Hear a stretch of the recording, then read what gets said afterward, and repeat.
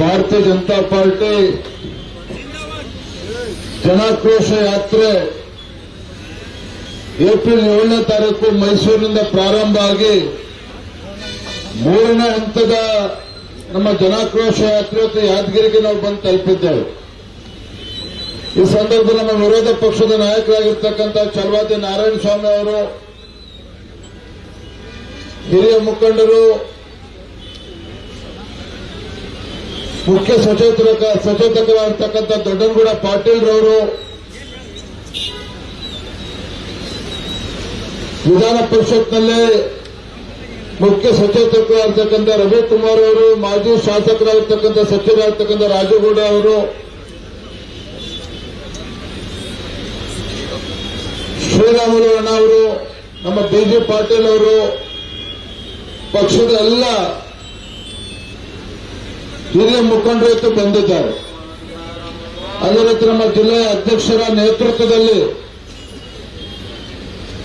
ಬಸವರಾಜಣ್ಣ ವಿಭೂತಿ ಅವರ ನೇತೃತ್ವದಲ್ಲಿ ನಮ್ಮ ಯಾದಗಿರಿ ಜಿಲ್ಲೆಯ ಎಲ್ಲ ನಮ್ಮ ಶಾಸಕರು, ಮಾಜಿ ಶಾಸಕರು, ಪಕ್ಷದ ಎಲ್ಲ ಹಿರಿಯ ಮುಖಂಡರ ನೇತೃತ್ವದಲ್ಲಿ ಈ ಉರಿ ಬಿಸಿಲಲ್ಲೂ ಸಹ ಸಾವಿರಾರು ಸಂಖ್ಯೆಯ ಮೇಲೆ ಪಕ್ಷದ ಕಾರ್ಯಕರ್ತರೆಲ್ಲರೂ ಕೂಡ ಬಂದಿದ್ದಾರೆ. ಪತ್ರಿಕಾ ಹಾಗೂ ಮಾಧ್ಯಮ ಸ್ನೇಹಿತರು ಕೂಡ ಇಲ್ಲಿದ್ದಾರೆ. 3 ಕಾರಣಗಳಿಗೆ ಭಾರತೀಯ ಜನತಾ ಪಾರ್ಟಿ ಜನಾಕ್ರೋಶ ಯಾತ್ರೆಯನ್ನು ನಾವು ಹಮ್ಮಿಕೊಂಡಿದ್ದೇವೆ. ಇವತ್ತು ರಾಜ್ಯದಲ್ಲಿ ಕಾಂಗ್ರೆಸ್ ಸರ್ಕಾರ, ಸಿದ್ದರಾಮಯ್ಯ ನೇತೃತ್ವದ ಕಾಂಗ್ರೆಸ್ ಸರ್ಕಾರ ಬಂದ ಮೇಲೆ 5 ಗ್ಯಾರಂಟಿಗಳನ್ನು ನಾವು ಕೊಟ್ಟಿದ್ದೇವೆ ಅಂತೇಳಿ ಸಿದ್ದರಾಮಯ್ಯ ಅವರು ಹೇಳ್ತಾ ಇದ್ರು. ಆದರೆ 5 ಗ್ಯಾರಂಟಿಗಳ ಜೊತೆಯಲ್ಲಿ 6ನೇ ಗ್ಯಾರಂಟಿನೂ ಕೂಡ ಕೊಟ್ಟಿದ್ದಾರೆ. ಆದರೆ ಅದರ ಬಗ್ಗೆ ಹೆಚ್ಚು ಪ್ರಚಾರವನ್ನು ಕೊಟ್ಟಿಲ್ಲ ಸಿದ್ದರಾಮಯ್ಯವರು, ಮುಖ್ಯಮಂತ್ರಿಗಳು. 6ನೇ ಗ್ಯಾರಂಟಿ ಯಾವ್ದಪ್ಪ ಅಂತ ಹೇಳಿದ್ರೆ ಬೆಲೆ ಏರಿಕೆ ಗ್ಯಾರಂಟಿ. ಸಿದ್ದರಾಮಯ್ಯವರು ಮುಖ್ಯಮಂತ್ರಿಗಳಾದ್ಮೇಲೆ ಕಳೆದ 20 ತಿಂಗಳಲ್ಲಿ 50 ಅಗತ್ಯ ವಸ್ತುಗಳು, ಜನಸಾಮಾನ್ಯರು ಬಳಸತಕ್ಕಂಥ 50ಕ್ಕೂ ಹೆಚ್ಚು ಅಗತ್ಯ ವಸ್ತುಗಳ ಮೇಲೆ ಬೆಲೆ ಏರಿಕೆಯನ್ನು ಜಾಸ್ತಿ ಮಾಡಿದ್ದಾರೆ. ಡೀಸೆಲ್ ಮೇಲೆ 5.5 ರೂಪಾಯಿ ಜಾಸ್ತಿ ಮಾಡಿದ್ರು. ಅದರ ಪರಿಣಾಮ ರೈತರು ಇವತ್ತು ಟ್ರಾಕ್ಟರ್ ಬಳಸ್ತಾರೆ, ಟಿಲ್ಲರ್ ಬಳಸ್ತಾರೆ, ಗದ್ದೆಗಳಲ್ಲಿ ಹೊಲಗಳಲ್ಲಿ ಮೋಟರ್ಗಳನ್ನು ಬಳಸ್ತಾರೆ. 1 ಲೀಟರ್ಗೆ 5.5 ರೂಪಾಯಿ ಜಾಸ್ತಿ ಆದ್ರೆ ಯಾವ ರೀತಿ ಹೊರೆ ಇವತ್ತು ಬಡವರ ಮೇಲೆ ಆಗ್ತದೆ, ರೈತರ ಮೇಲೆ ಆಗ್ತದೆ ಅಂತ ಒಂದು ಕ್ಷಣ ಯೋಚನೆ ಮಾಡಿ. ಪೆಟ್ರೋಲ್ ಮೇಲೆ 3 ರೂಪಾಯಿ ಜಾಸ್ತಿ ಮಾಡಿದ್ದಾರೆ, ಸ್ಟಾಂಪ್ ಡ್ಯೂಟಿ ಜಾಸ್ತಿ ಮಾಡಿದ್ದಾರೆ. ಯಡಿಯೂರಪ್ಪರು ಮುಖ್ಯಮಂತ್ರಿಗಳಿದ್ದಾಗ ರೈತ ತನ್ನ ಹೊಲಕ್ಕೆ ಪಂಪ್ಸೆಟ್ನ ವಿದ್ಯುತ್ ಸಂಪರ್ಕ ತೆಗೆದುಕೊಳ್ಬೇಕು ಅಂತ ಹೇಳಿದ್ರೆ 25,000 ರೂಪಾಯಿ ಕಟ್ಟಿದ್ರೆ ಸಾಕಾಗ್ತಾ ಇತ್ತು. ಆದರೆ ಕಾಂಗ್ರೆಸ್ ಸರ್ಕಾರ ಬಂದ್ಮೇಲೆ ರೈತ ತನ್ನ ಹೊಲಕ್ಕೆ ವಿದ್ಯುತ್ ಸಂಪರ್ಕ ತೆಗೆದುಕೊಳ್ಬೇಕು ಅಂತ ಹೇಳಿದ್ರೆ 2.5ರಿಂದ 3 ಲಕ್ಷ ರೂಪಾಯಿ ಕಟ್ಟಬೇಕಾಗ್ತದೆ. 2.5ರಿಂದ 3 ಲಕ್ಷ ರೂಪಾಯಿ.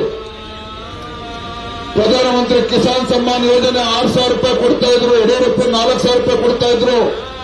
ಅದನ್ನು ಕೂಡ ನಿಲ್ಲಿಸಿದ್ರು. ಗ್ರಾಮೀಣ ಭಾಗದಲ್ಲಿ ನಮ್ಮ ಬಡವರು ಸರ್ಕಾರಿ ಆಸ್ಪತ್ರೆಗೆ ಹೋದ್ರೆ ಒಂದು ರಕ್ತ ಪರೀಕ್ಷೆ ಮಾಡಿಸ್ಕೋಬೇಕು ಅಂತ ಹೇಳಿದ್ರು ಕೂಡ ಈಗ 3 ಪಟ್ಟು 4 ಪಟ್ಟು ದುಡ್ಡು ಜಾಸ್ತಿ ಆಗಿದೆ ನಾವು ಸರ್ಕಾರಿ ಆಸ್ಪತ್ರೆಗೆ ಹೋದ್ರೆ. ಈ ರೀತಿ ಜನಸಾಮಾನ್ಯರ ಮೇಲೆ, ಬಡವರ ಮೇಲೆ ಬೆಲೆ ಏರಿಕೆ ಒಂದು ಬಿಸಿಯನ್ನು ತಡ್ತಾ ಇದೆ. ಹಾಲಿನ ಮೇಲೆ 9 ರೂಪಾಯಿ ಜಾಸ್ತಿ ಮಾಡಿದ್ದಾರೆ, 9 ರೂಪಾಯಿ ಜಾಸ್ತಿ ಮಾಡಿದ್ದಾರೆ. ಇವತ್ತು ಬಡವರು ಇವತ್ತು ಪರದಾಡ್ತಾ ಇದ್ದಾರೆ. ಕಾಂಗ್ರೆಸ್ ಸರ್ಕಾರ ಬಂದ್ಮೇಲೆ, ಸಿದ್ದರಾಮಯ್ಯ ಮುಖ್ಯಮಂತ್ರಿಗಳಾದ್ಮೇಲೆ ಕಳೆದ ಚುನಾವಣೆ ಸಂದರ್ಭದಲ್ಲಿ ರಾಜ್ಯದಲ್ಲಿ ಕಾಂಗ್ರೆಸ್ ಪಕ್ಷ ಅಧಿಕಾರಕ್ಕೆ ತನ್ನಿ, ರಾಜ್ಯದಲ್ಲಿ ಅಭಿವೃದ್ಧಿ ಕೆಲಸ ಕಾರ್ಯಗಳನ್ನು ಮಾಡ್ತೇವೆ, ರಾಜ್ಯದಲ್ಲಿ ಎಲ್ಲ ಸಮಾಜಗಳಿಗೆ ನ್ಯಾಯ ಕೊಡ್ತೇವೆ ಅಂತ ಹೇಳಿದಂತಹ ಕಾಂಗ್ರೆಸ್ ಸರ್ಕಾರ ಇವತ್ತು ಅಧಿಕಾರಕ್ಕೆ ಬಂದ ಮೇಲೆ ಸಮಾಜಗಳ ಮಧ್ಯೆ ವಿಷಬೀಜವನ್ನು ಬಿತ್ತಕ್ಕಂಥ ಕೆಲಸ ಮಾಡಿದ್ದಾರೆ. ಇವತ್ತು ಜಾತಿಗಳ ಮಧ್ಯೆ ಒಂದು ಕಂದಕವನ್ನು ಸೃಷ್ಟಿ ಮಾಡತಕ್ಕಂಥ ಕೆಲಸ ಇವತ್ತು ಸಿದ್ದರಾಮಯ್ಯ ನೇತೃತ್ವದ ಕಾಂಗ್ರೆಸ್ ಸರ್ಕಾರ ಇವತ್ತು ಮಾಡ್ತಾ ಇದೆ. ಇವತ್ತು 20 ತಿಂಗಳಾಗಿದೆ. ಹತ್ತತ್ರ ಸಿದ್ದರಾಮಯ್ಯವರು ಕಾಂಗ್ರೆಸ್ ಸರ್ಕಾರ ಬಂದ್ಮೇಲೆ 2 ವರ್ಷ ಆಗ್ತಾ ಇದೆ. ರಾಜ್ಯದ ಯಾವುದೇ ಜಿಲ್ಲೆಗಳಲ್ಲಿ ಅಭಿವೃದ್ಧಿ ಕೆಲಸ ಕಾರ್ಯಗಳಿಗೆ ಇವತ್ತು ಹಣವನ್ನು ಕೊಡ್ತಾ ಇಲ್ಲ. ಯಾವುದೇ ಹೊಸ ಕಾರ್ಯಕ್ರಮಗಳನ್ನ ಘೋಷಣೆ ಮಾಡಲಿಲ್ಲ.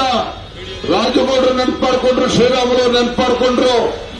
ಯಡಿಯೂರಪ್ಪರು ನಮ್ಮ ಬಿಜೆಪಿ ಸರ್ಕಾರ ಇದ್ದಾಗ ಯಾದಗಿರಿ ಜಿಲ್ಲೆ ಘೋಷಣೆ ಮಾಡಿ ಇಲ್ಲಿ 100 ಕೋಟಿ ಅಭಿವೃದ್ಧಿ ಹಣವನ್ನು ಕೊಟ್ಟರು. ನಾನೀಗ ಬರ್ತಾ ಬಂದೆ, ನಮ್ಮ ಜಿಲ್ಲಾಧ್ಯಕ್ಷರು ತೋರಿಸಿದ್ರು, ನಮ್ಮ ಅಮೀನ್ ರೆಡ್ಡಿ ಅವರು ಕೂಡ ತೋರಿಸಿದ್ರು. ರೈತ ಪಾಪ ಆಳೆಕಲ್ಲು ಮಳೆಯಾಗಿ ಈ ಭಾಗದಲ್ಲಿ ಸುಮಾರು 600 ಹೆಚ್ಚು ಎಕರೆಗಳಲ್ಲಿ ಇವತ್ತು ಭತ್ತ ಸಂಪೂರ್ಣವಾಗಿ ನಾಶ ಆಗಿದೆ. ಆದರೆ ಇವತ್ತು ಕೂಡ ಸರ್ಕಾರದಿಂದ ಯಾವುದೇ ರೀತಿ ಪರಿಹಾರ ಕೊಟ್ಟಿಲ್ಲ. ನಾನಿವತ್ತು ರಾಜ್ಯದ ಮುಖ್ಯಮಂತ್ರಿಗಳ ಆಗ್ರಹ ಮಾಡ್ತೇನೆ. ಪಾಪ ರೈತ ಒಂದು ಎಕರೆಗೆ ಕನಿಷ್ಠ ಪಕ್ಷ 50,000 ರೂಪಾಯಿ ಖರ್ಚು ಮಾಡ್ತಾನೆ. ಇವತ್ತು 50,000 ರೂಪಾಯಿ ಖರ್ಚು ಮಾಡಿ ಇವತ್ತು ತಲೆ ಮೇಲೆ ಕೈ ಹೊತ್ಕೊಂಡು ಕೂತಿದ್ದೇನೆ. ಭತ್ತ ಸಂಪೂರ್ಣ ನಾಶ ಆಗಿದೆ.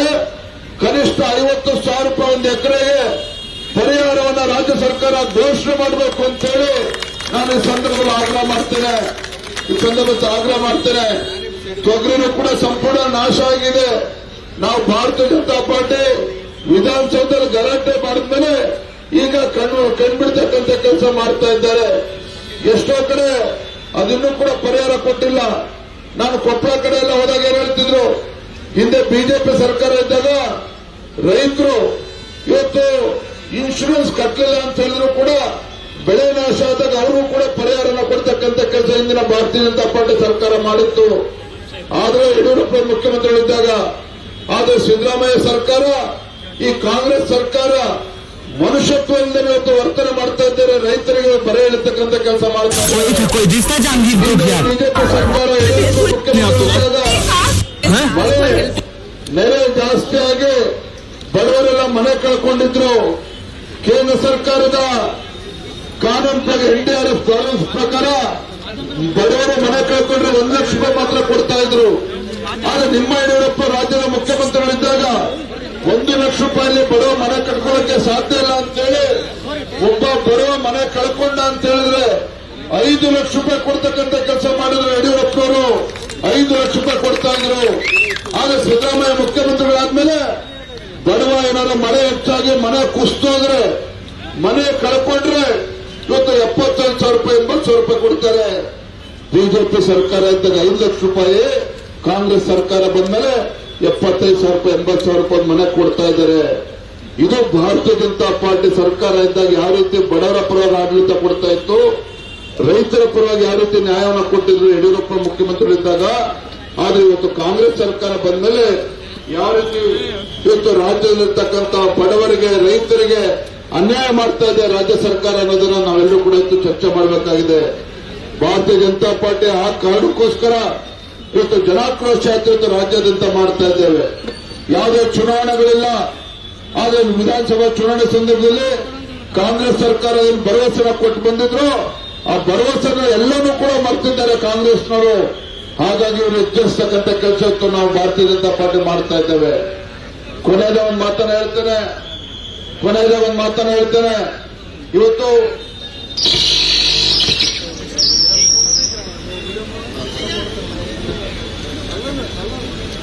ಕಾಶ್ಮೀರದ ಪಹಲ್ಗಾಮ್ನಲ್ಲಿ ಯಾವ ರೀತಿ ಉಗ್ರಗಾಮಿಗಳು ಅಟ್ಟಹಾಸದಿಂದ ಮೆರೆದಿದ್ದಾರೆ ಎಲ್ಲರೂ ಕೂಡ ತಾವು ಟಿವಿಗಳಲ್ಲಿ, ಪತ್ರಿಕೆಗಳಲ್ಲಿ ಓದಿದ್ದೀರಿ. ನಾನು ಈ ಸಂದರ್ಭ ಒಂದು ಮಾತನ್ನು ನೆನಪು ಮಾಡಿಕೊಳ್ತೇನೆ. ಭಾರತೀಯ ಜನತಾ ಪಾರ್ಟಿಯ ಬಿಜೆಪಿ ಸಂಸ್ಥಾಪಕರಾಗಿದ್ದ ಶ್ಯಾಮಾ ಪ್ರಸಾದ್ ಮುಖರ್ಜಿ ಅವರು ಅವತ್ತೇ ಹೇಳಿದ್ರು